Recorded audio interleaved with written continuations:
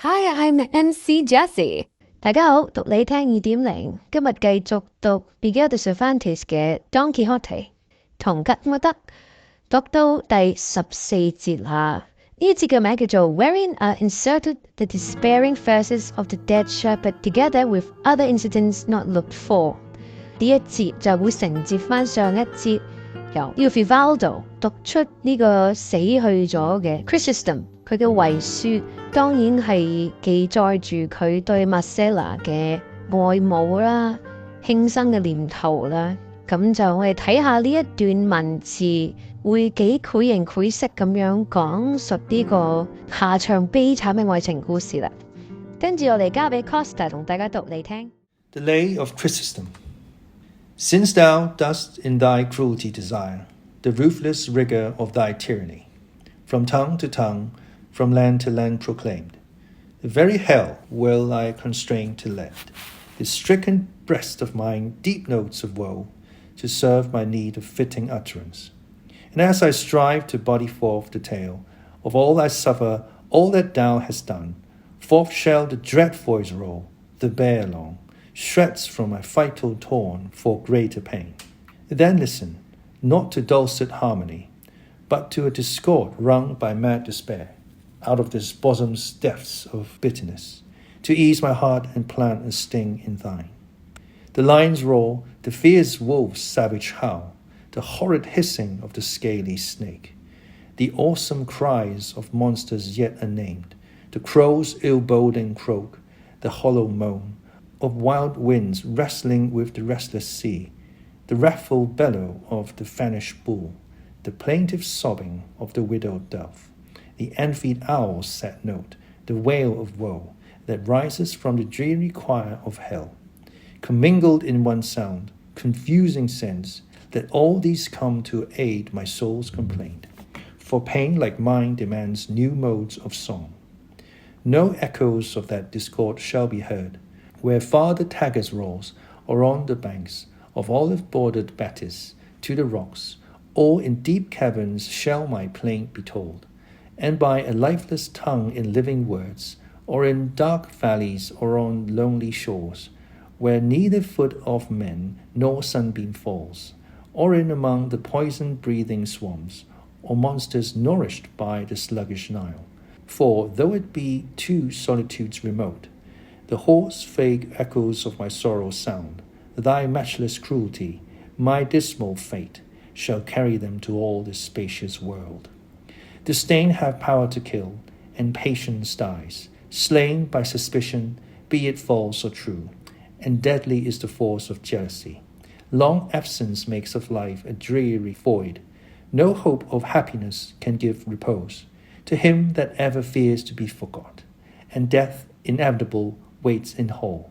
But I, by some strange miracle, live on, a prey to absence, jealousy, disdain, wrapped by suspicion as by certainty, forgotten, left to feed my flame alone. And while I suffer thus, there comes no ray of hope to gladden me athwart the gloom, nor do I look for it in my despair, but rather clinging to a cureless woe, all hope do I abjure for evermore. Can there be hope where fear is? Were it well, when far more certain are the grounds of fear? Ought I to shut mine eyes to jealousy, if through 1,000 heart wounds it appears? Who would not give free access to distrust, seeing disdain unveiled, and bitter change, all his suspicions turned to certainties, and the fair truth transformed into a lie? O thou fierce tyrant of the realms of love, O jealousy, put chains upon these hands, and bind me with thy strongest cord, disdain. But woe is me, triumphant over all, my sufferings drown the memory of you. And now I die, and since there is no hope of happiness for me in life or death, still to my fantasy I'll fondly cling. I'll say that he is wise who loveth well, and that the soul must free is that most bound in thraldom to the ancient tyrant love. I say that she who is mine enemy, in that fair body has fair a mind, and that her coldness is but my desert, and that by virtue of the pain he sends, love rules his kingdom with a gentle sway. Thus self-deluding and in bondage soul, and wearing out the wretched shred of life to which I am reduced by her disdain, I'll give this soul and body to the winds, all hopeless of a crown of bliss in store. Thou whose injustice have supplied the cause that makes me quit the weary life I loathe, as by this wounded bosom thou canst see how willingly thy victim I become, let not my death, if haply worth a tear, cloud the clear heaven that dwells in thy bright eyes.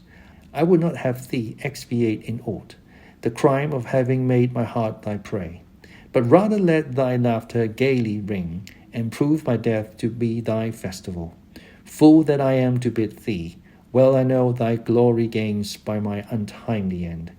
And now it is time, from hell's abyss, come thirsting Tantalus, come Sisyphus, heaving the cruel stone, come Titius, with Vulture and with wheel Ixion come, and come the sisters of the ceaseless toil, and all into this breast transfer their pains, and chant in their deepest tones a doleful dirge over a cause unworthy of a shroud. Let the three-headed guardian of the gate and all the monstrous progeny of hell the doleful concert join, a lover dead, methinks can have no fitter obsequies.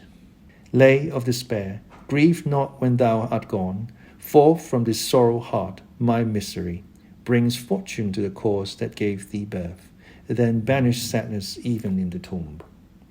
The lay of Chrysostom met with the approbation of the listeners, though the reader said it did not seem to give him to agree with what he had heard of Marcella's reserve and propriety, for Chrysostom complained in it of jealousy, suspicion, and absence, all to the prejudice of the good name and fame of Marcella, to which Ambrosio replied as one who knew well his friend's most secret thoughts, Signor, to remove that doubt, I should tell you that when the unhappy man wrote this lay, he was away from Marcella, from whom he had voluntarily separated himself, and try if absence would act with him as it is wont.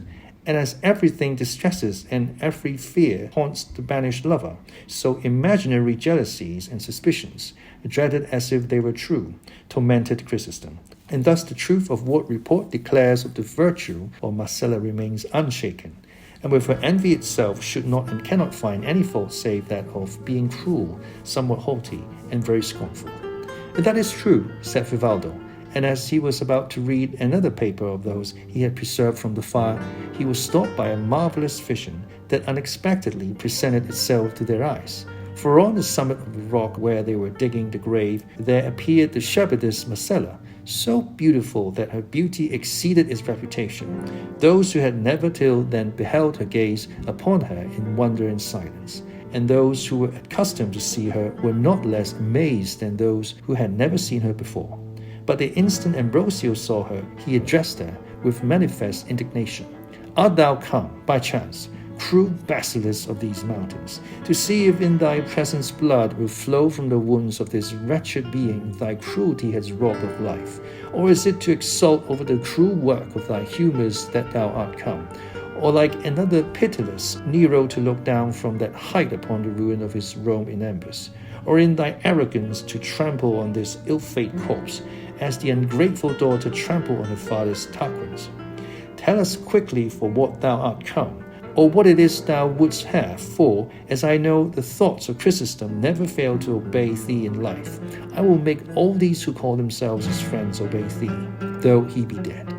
I come not, Ambrosio, for any of the purposes thou hast named, replied Marcella, but to defend myself and to prove how unreasonable are all those who blame me for their sorrow and for Chrysostom's death. And therefore I ask all of you that are here to give me your attention, for it will not take much time or many words to bring the truth home to persons of sense. Heaven has made me, so you say, beautiful, and so much so that in spite of yourselves my beauty leads you to love me. And for the love you show me, you say, and even urge, that I am bound to love you. By that natural understanding which God has given me, I know that everything beautiful attracts love, but I cannot see how, by reason of being loved, that which is loved for its beauty is bound to love that which loves it. Besides, it may happen that the lover of that which is beautiful may be ugly. The ugliness being detestable, it is very absurd to say, I love thee because thou art beautiful. Thou must love me though I be ugly. But supposing the beauty equal on both sides, it does not follow that the inclinations must be therefore alike, for it is not every beauty that excites love, some but pleasing the eye without winning the affection. And if every sort of beauty excited love and won the heart, the will would wander vaguely to and fro, unable to make choice of any. For as there is an infinity of beauty objects, there must be an infinity of inclinations, and true love, I have heard it said, is indivisible, and must be voluntary and not compelled. If this be so, I believe it to be, why do you desire me to bend my will by force, for no other reason by that you say you love me? Nay, tell me, had heaven made me ugly, as it has made me beautiful, could I with justice complain of you for not loving me? Moreover, you must remember that the beauty I possess was not choice of mine, for, be it what it may, heaven of its bounty gave it me without my asking or choosing it.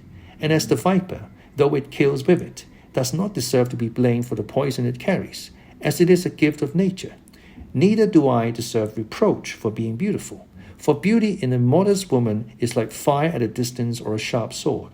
The one does not burn, the other does not cut. Those who do not come too near. Honor and virtue are the ornaments of the mind, without which the body, though it be so, has no right to pass for beautiful. But if modesty is one of the virtues that specially lend a grace and charm to mind and body, why should she who is loved for her beauty part with it to gratify one who for his pleasure alone strives with all his might and energy to rob her of it? I was born free, and that I might live in freedom I chose the solitude of the fields. In the trees of the mountains I find society. The clear waters of the brooks are my mirrors, and to the trees and waters I make known my thoughts and charms. I am a fire far off, a sword laid aside. Those whom I have inspired with love by letting them see me, I have by words undeceived. And if their longings live on hope, and I have given none to Chrysostom or to any other, it cannot justly be said that the death of any is my doing, for it was rather his own obstinacy than my cruelty that killed him. And if it be made a charge against me that his wishes were honourable, and that therefore I was bound to yield to them, I answer that when on this very spot, where now his grave is made, he declared to me his purity of purpose, I told him that mine was to live in perpetual solitude, and that the earth alone should enjoy the fruits of my retirement and the spoils of my beauty. And if, after this open avowal, he chose to persist against hope and steer against the wind, what wonder is it that he should sink in the depths of his infatuation? If I had encouraged him, I should be false. If I had gratified him, I should have acted against my own better resolution and purpose. He was persistent in spite of warning. He despaired without being hated. Bethink you now if it be reasonable that his suffering should be laid to my charge. Let him who has been deceived complain. Let him give way to despair whose encouraged hopes have proved vain. Let him flatter himself whom I shall entice. Let him boast whom I shall receive. But let not him call me cruel or homicide to whom I make no promise, upon whom I practice no deception, whom I neither entice nor receive. It has not been so far the will of heaven that I should love by fate, and to expect me to love by choice is idle. Let this general declaration serve for each of my suitors on his own account, and let it be understood from this time forth that if anyone dies for me, it is not of jealousy or misery he dies, for she who loves no one can give no cause for jealousy to any, and candour is not to be confounded with scorn. Let him who calls me wild beast and basilisk leave me alone as something noxious and evil. Let him who calls me ungrateful withhold his service. Who calls me wayward, see not my acquaintance. Who calls me cruel, pursue me not. For this wild beast, this basilisk, this ungrateful, cruel, wayward being has no kind of desire to seek, serve, know, or follow them. If Chrysostom's impatience and violent passion killed him, why should my modest behavior and circumspection be blamed? If I preserved my purity in the society of the trees, why should he who would have me preserve it among men seek to rob me of it? I have, as you know, wealth of my own, and I covet not that of others. My taste is for freedom, and I have no relish for constraint. I neither love nor hate anyone. I do not deceive this one or court that, or trifle with one or play with another. The modest converse of the shepherd girls of these helmets and the care of my goats are my recreations. My desires are bounded by these mountains, and if they ever wander hence, it is to contemplate the beauty of the heavens, steps by which the soul travels to its primeval abode. With these words, and not waiting to hear a reply, she turned and passed into the thickest part of a wood that was hard by, leaving all who were there lost in admiration as much of her good sense as of her beauty.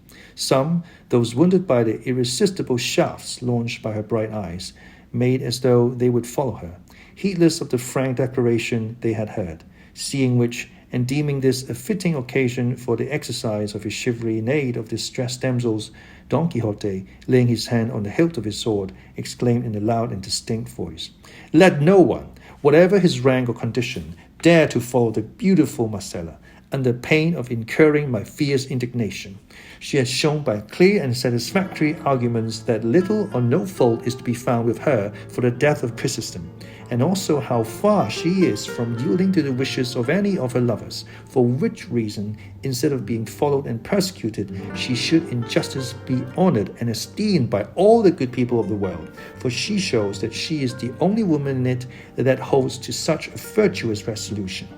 Whether it was because of the threats of Don Quixote or because Ambrosio told them to fulfill their duty to their good friend, none of the shepherds moved or stirred from the spot until, having finished the grave and burned Chrysostom's papers, they laid his body in it, not without many tears from those who stood by. They closed the grave with a heavy stone until a slab was ready, which Ambrosio said he meant to have prepared, with an epitaph which was to be to this effect: "Beneath the stone before your eyes, the body of a lover lies. In life he was a shepherd swain, in death a victim to disdain. Ungrateful, cruel, coy, and fair, was she that drove him to despair? The love hath made her his ally, for spreading wide his tyranny." They then strewed upon the grave a profusion of flowers and branches, and all expressing their condolence with his friend Ambrosio, took their leave. Vivaldo and his companion did the same, and Don Quixote bade farewell to his hosts and to the travellers, who pressed him to come with them to Seville, as being such a convenient place for finding adventures, for they presented themselves in every street and round every corner oftener than anywhere else. Don Quixote thanked them for their advice and for the disposition they showed to do him a favour, and said that for the present he would not and must not go to Seville until he had cleared all these mountains of highwaymen and robbers, of whom report said they were full. Seeing his good intention, the travellers were unwilling to press him further, and once more bidding him farewell, they left him and pursued their journey, in the course of which they did not fail to discuss the story of Marcela and Chrysostom, as well as the madness of Don Quixote. He, on his part, resolved to go in quest of the shepherdess Marcela, and make offer to her of all the service he could render her. But things did not fall out with him as he expected, according to what is related in the course of this veracious history, of which the second part ends here. 唔該晒 Costa， 好，呢一節就讀完啦。呢一個遺書啦、遺言啦，亦都表露咗 Chrysostom 嘅心跡啦。然之後就好完美咁樣俾 Marcela 咧親自現身説法，完美還擊咗不負責任嘅死亡宣言啦。作為美貌啦、美麗啦，並唔係佢自己所選擇啦。而佢嘅傾慕者佢點樣去選擇去做，亦都唔係佢應該去負嘅責任啊。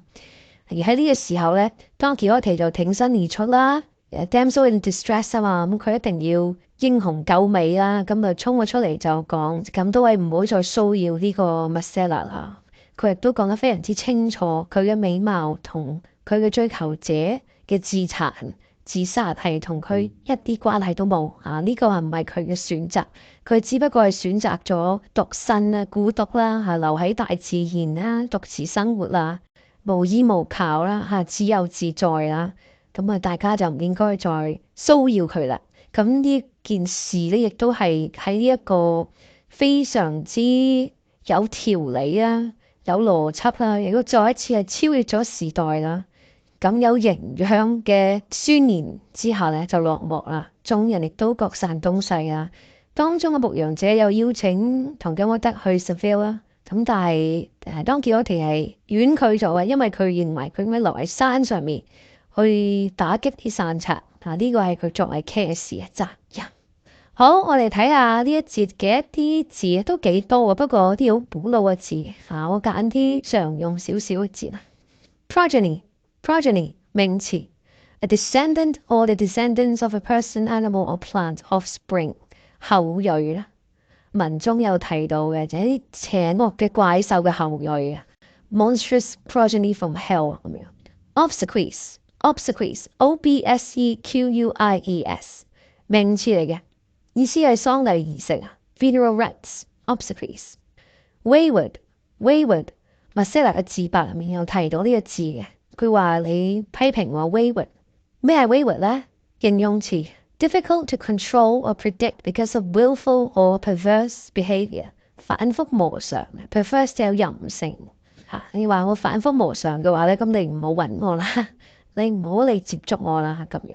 我想講，我喺度讀呢篇嘅時候，我一路感受到作者對於一啲咁樣嘅女性嘅自白佢係真係非常之深入咁樣去企喺呢啲女性嘅立場去發言鏗鏘有力啦，字字珠璣啦，係令人一啲反駁嘅餘力都冇。雖然文中係呢個 Marcela 講完之後要擰轉身走咗，但係實際上就算佢企喺度唔走咧，都冇人會反駁到佢。